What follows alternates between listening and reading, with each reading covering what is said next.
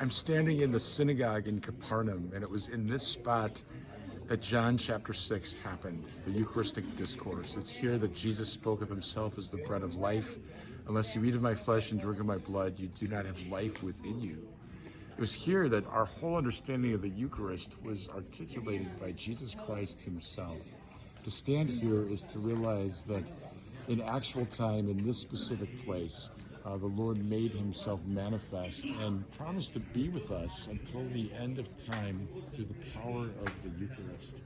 We just finished celebrating Mass at the church that is built over the ruins of Simon Peter's mother-in-law's house.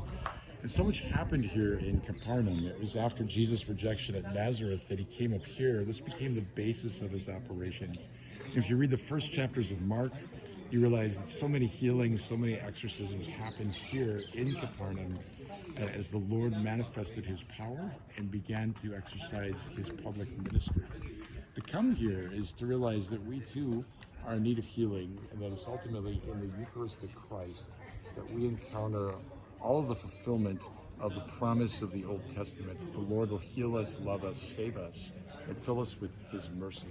To stand in this place is to realize that Christ is real, that he's not a myth, he's not a beautiful idea, that he lived 2,000 years ago in real time, and that through the sacraments we have absolute access to him.